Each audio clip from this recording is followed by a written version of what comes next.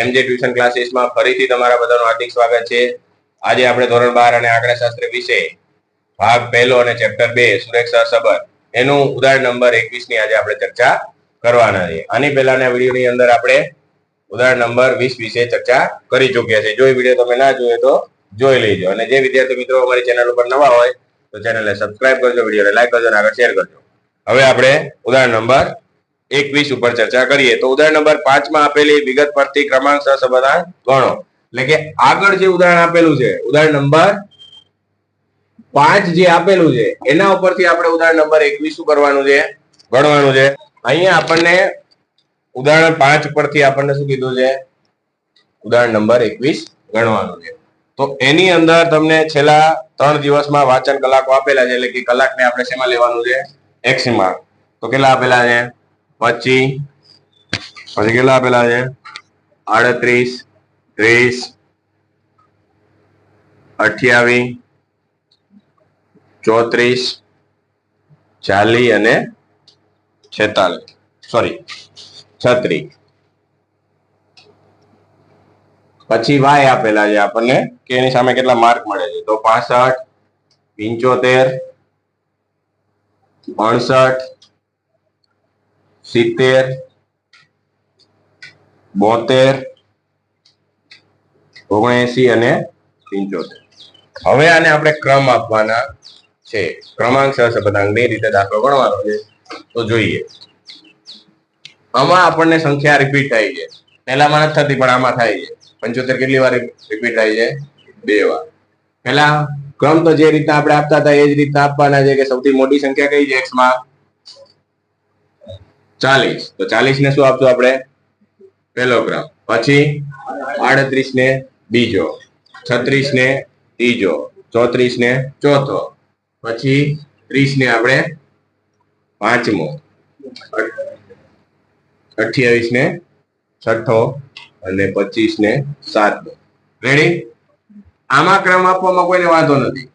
પણ હવે બાજુમાં આપણે ry. તો ry ની અંદર જોવાનું છે કે સૌથી મોટી સંખ્યા કઈ છે? 79 છે. એને કેટલામો ક્રમ આપશું? પહેલો. એના પછી 75 આવે છે. 75 કેટલી વાર છે? 2 વાર. તો પહેલો અહીંયા આપી દીધો. બીજો અને ત્રીજો આને હવે યાદ રાખવાનું છે કઈ રીતના આપું છું. પછી કહેતા નહીં મને, ઓય અહીંયા ધ્યાન દે. આને બીજો અને ત્રીજો એ રીતના નામ આપી દેવાનું. બીજો અને ત્રીજો એટલે 2 + 3 કેટલા થાય? 5. 5 ભાગ્યા 2 કરો. કેટલા આવે? તો બંને જગ્યાએ કેટલા મૂકી દેવાના? 2.5.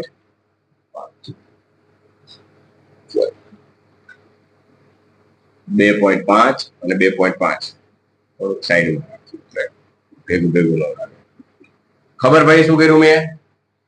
કે 2 વાર 3 વાર હોય તો તમારે શું કરવાનું? માની લો કે 3 વાર 75 હોત તો બીજો, ત્રીજો અને ચોથો આ ત્રણેયનો શું કરવાનો? સરવાળો. ભાગ્યા કેટલા કરવાના? 3. 3 સંખ્યા ભાગ્યા કેટલા કરવાના? 3. આ કેટલી સંખ્યા લીધી આપણે? બીજો અને ત્રીજો. કેટલી સંખ્યા લીધી? 2. તો 2 + 3 કર્યા અને ભાગ્યા કેટલા કર્યા? 2. ખબર પડી બધાને?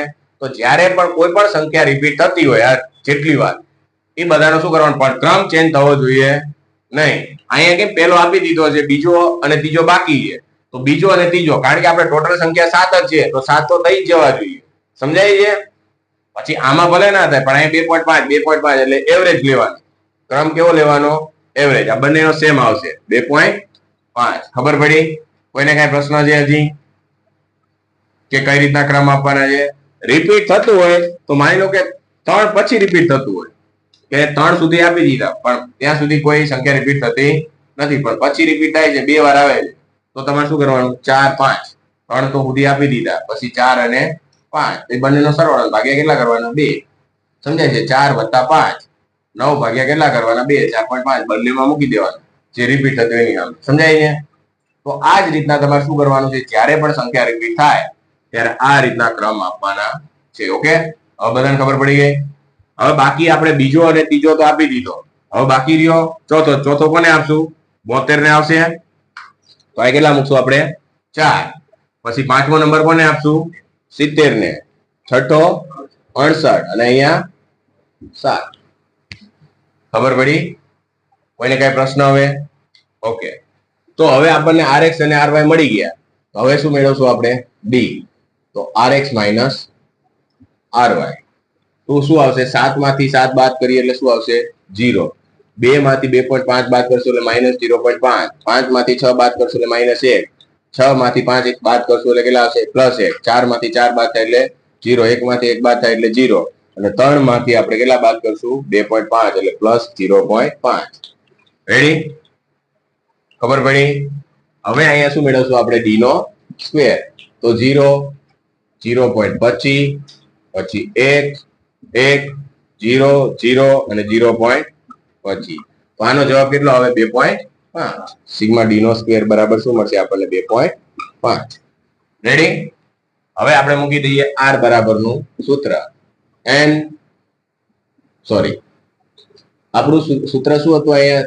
સિગ્મા 6 સિગ્મા હતું ને અહીંયા માઇનસ હતું. સોરી, r બરાબર 1 માઇનસ સિગ્મા 6 સિગ્મા અહીંયા કૌંસની અંદર શું હતું? સિગ્મા d નો સ્ક્વેર એટલે કે d નો સ્ક્વેર લેવાનો વત્તા શું આવશે અહીંયા? cf અને છેદમાં n કૌંસમાં આવશે n નો સ્ક્વેર માઇનસ 1. રેડી? હવે તમારે શું કરવાનું છે? જો અહીંયા 6 આવશે અને અહીંયા શું આવશે? સિગ્મા આવશે. સોરી, આ રીતનો સૂત્ર આવશે. રેડી?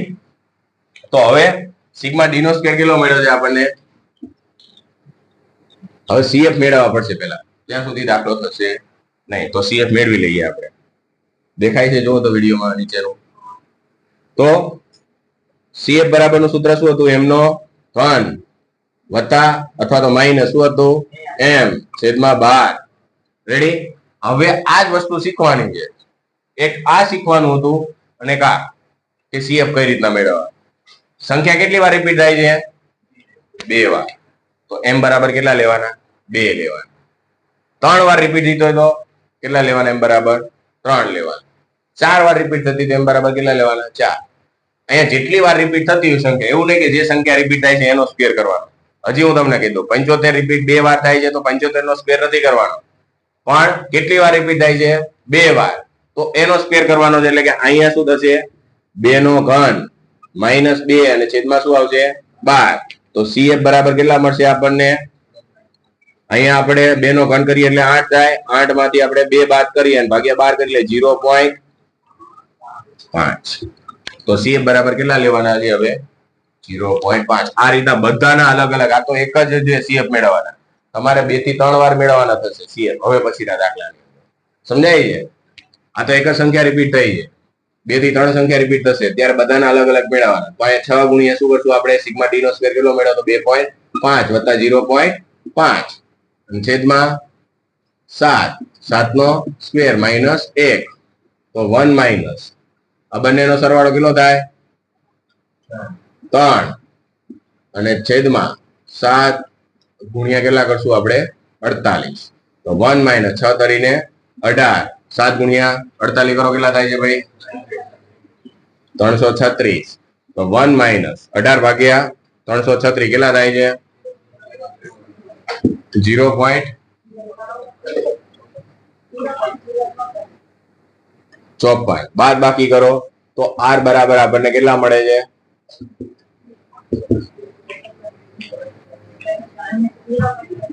0.95. તો આ તો આપણું ઉદાહરણ નંબર 21. ખબર પડી કે કઈ રીતના રિપીટ થાય ત્યારે આપણને ક્રમ આપવાના છે ને cf કઈ રીતના મેળવવાના છે. બાકી બધું તો આ તો આગળ આવતું જ હતું. આપણે સૂત્રમાં ખાલી cf નવા આવ્યા છે ને આપણે ક્રમ નવું આપવાનું, બીજું કઈ નવું આવ્યું નથી. ચલો લખી નાખો બધા ફટાફટ. ન ખબર પડી નંબર 22 ઉપર ચર્ચા કરીએ તો એમાં શું કીધું છે કે વિદ્યાર્થીઓની અર્થશાસ્ત્ર વિશેની સમજ અને તેમની નૃત્ય કલા વચ્ચેનો સંબંધ જાણવા માટે 8 વિદ્યાર્થીઓનો નિર્દેશ લઈને, એટલે કે n બરાબર કેટલા આપેલા છે? 8 નિર્દેશ લઈને કસોટી કરવામાં આવશે. તેમને મેળવેલા ગુણ નીચે મુજબ છે. આ માહિતી પરથી બંને વિષયના ગુણના વચ્ચે ક્રમાંક સહસંબંધની ગણતરી કરો. એટલે કે એક અર્થશાસ્ત્રી છે અને એક નૃત્ય કલા વાળા છે. આ બંને વચ્ચેનો આપણે શું મેળવવાનો છે? સહસંબંધાંક. ઉદાહરણ નંબર 22. રેડી? તો એની અંદર આપણને x ની કિંમત આપી દીધી છે પેલી 60 પછી 30, 10, 20, 30, 50, 30, 40, પછી વાય આપી દીધા છે 80, 20, 60, 40, 12, 28, 20, 15. રેડી? હવે આ બંને વચ્ચેનો આપણે ક્રમાંક સંબંધ શોધવાનો છે. તો હવે જોઈએ આપણે. તો અહીંયા જો બંનેમાં સંખ્યા શું થાય છે? રિપીટ થતી જાય છે. સમજાય છે? પુનરાવર્તન થતી જાય છે. પહેલા તો આપણે ક્રમ આપવાનું જ કામ કરવાનું છે સૌથી પહેલા. તો પહેલા આપણે શું કરશું? rx. સૌથી મોટી સંખ્યા કઈ છે આમાં? 60. તો એને આપણે પહેલો નંબર આપશું. એના પછી 50, એને આપણે બીજો ક્રમ આપશું. એના પછી 40, એને આપણે ત્રીજો ક્રમ. હવે 40 પછી ત્રણ સંખ્યા રિપીટ થાય છે 30, 30 ત્રણ વાર. જો 30, 30, 30. હવે એટલું જ વિચારવાનું અહીંયા ધ્યાન. મને ખબર છે તમને આવડી ગયું છે, પણ થોડુંક ધ્યાન દો, હજી થોડી બાકી છે સમજ. આ સંખ્યા કેટલી વાર રિપીટ થઈ છે? 3 વાર. પછી હું દાખલા ગણવા આપું ને ત્યારે નથી આવડતું, એટલા માટે પેલા અહીંયા ધ્યાન દો, પછી ગણવાના જ છે આપણે. 30 3 વાર રિપીટ થાય છે. આપણે ક્રમ ક્યાં સુધી આપેલા છે? 3. પછી અહીંથી 4, 5 અને 6. તો 4 + 5 + 6 એટલે 15. 15 ભાગ્યા કેટલા કરવાના? 3. એટલે કેટલા મળશે? 5. તો જ્યાં જ્યાં 30 દેખાય ત્યાં બધે કેટલા મૂકી દેવાના? રેડી? ક્રમ ક્યાં સુધી આવે પણ યાદ રાખવાનું છે. આપણે 4, 5 અને 6 સુધી દઈ દીધા છે. હવે બાકી રહ્યા ગયા 7 અને 8. તો હવે એના પછી કોને આપણે 7મો નંબર કોને આપીએ? 20 અને અહીંયા 8. રેડી? હવે આવશે ry. તો ry ની અંદર સૌથી મોટી સંખ્યા 80, પછી 60 એટલે કે 2 નંબર, પછી 40 આપણે 3 નંબર, 28 ને આપણે 4 નંબર, પછી 20 આપણે કેટલી વાર રિપીટ થાય છે? 2 વાર. તો અહીંયા 4 સુધી દઈ દીધા છે, બાકી 5 અને 6 ભાગ્યા કેટલા કરવાના? 2 એટલે કેટલા આવશે? 5 અને 5. સોરી 5 પોઈન્ટ કેટલી સંખ્યા થાય છે? કે કઈ આપી આપણે? 5 અને 6 આપ્યા. અને 5 અને 6 એટલે 5.5 અને અહીંયા 5.5. રેડી? હવે 5 અને 6 આપી દીધા, 7 અને 8 બાકી છે. તો 7 આપણે અહીંયા અને અહીંયા મૂકી દઈએ 12 નંબર. રેડી? હવે જે રીતના ગણતા હતા, d બરાબર rx - ry. રેડી? તો હવે બાદ બાકી કરશું તો પહેલામાં શું આવશે? 0, પછી -0.5. 8 માંથી આપણે 2 બાદ કરીએ એટલે કેટલા આવશે? +6. 7 માંથી 3 બાદ કરીએ એટલે +4.